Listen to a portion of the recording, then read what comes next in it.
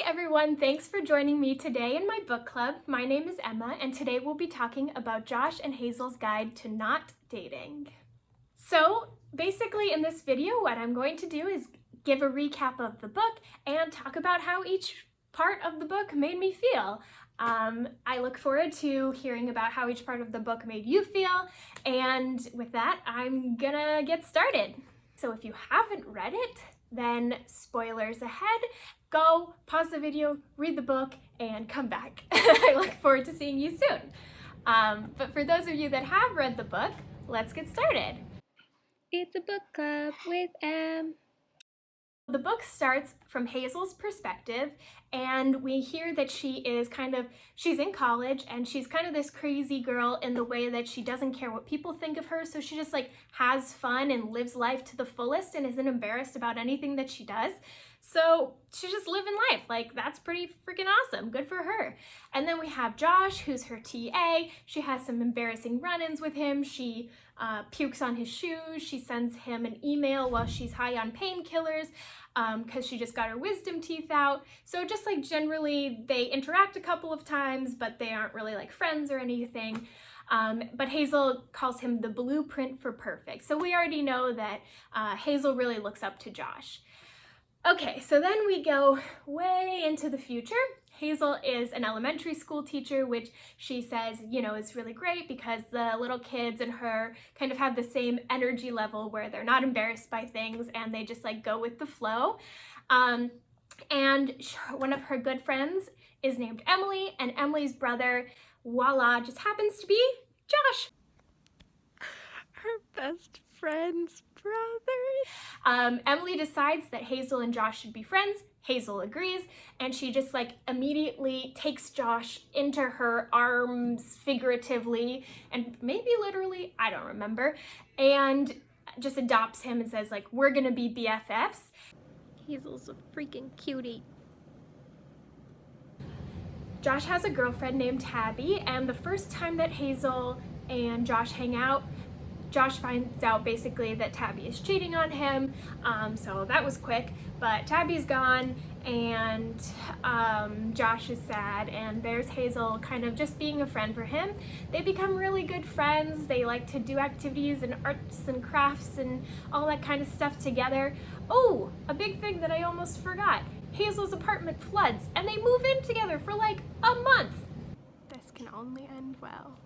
It's this nice kind of relationship where they have the chaotic and the lawful going together to get this nice, harmonious, enjoyable environment for both of them. And they don't really have romantic feelings at this point that they claim. They're just friends, and they become really good friends, and they decide they should do this fun experiment where they start double dating and setting each other up with each other's friends. Absolutely the worst idea I've ever heard. Spoiler alert, goes really, really badly every single time. They go on many dates, and half of them, the other couple ends up hooking up with each other, and sometimes they're just assholes. And we have one drunken time where Hazel and Josh have sex. Literally everyone is like, can you guys just be together? But they're like, we don't like each other, even though they clearly love each other. I don't get it. They're just being really fucking stupid. But then they decide like, no, we're just gonna keep being friends. But at this point, of course, we've turned a corner. Like, no longer is it just like, oh, we're only friends. They've acknowledged that they have some sort of romantic sexual attraction to each other, which they hadn't acknowledged before. So that's new. So they start going on dates with other people again. And then what happens is that Josh accidentally sets Hazel up with one of her exes. So backstory on Hazel and her relationships. We've heard throughout the whole thing that Hazel has never really had a long-term relationship. The longest relationship she's had is 6 months, and that was pretty emotionally manipulative because the guy kept coming back and promising to change, but he really was kind of just using Hazel. Basically, the problem that Hazel sees is that because she's wild and crazy and all of that, guys want to date her for like a week, and then they want her to calm down, and she's like, I'm not gonna do that, so bye. So back to this double date, Josh sets her up with her 6 months. This guy that she dated for 6 months who was pretty emotionally manipulative and generally just like not a great guy. And but he claims to have changed. He's like, I stopped drinking and I was an asshole. I know that. And I just want, you're the love of my life and blah, blah, blah. I just like want to be with you. Bleh. He like wants to get back together and she's very confused. At this point, she definitely is like, I'm pretty sure that I have feelings for Josh, but he's my best friend. And if he thought I was too crazy, like it would break my heart. And so she's a huge coward. And Josh, honestly, is also a huge coward. He feels the same way. He's like, oh, like, what if Hazel doesn't like me and we aren't friends anymore and blah, blah, blah. It's like, you'll never know if you don't talk to each other about it. Like, come on, people. Anyway,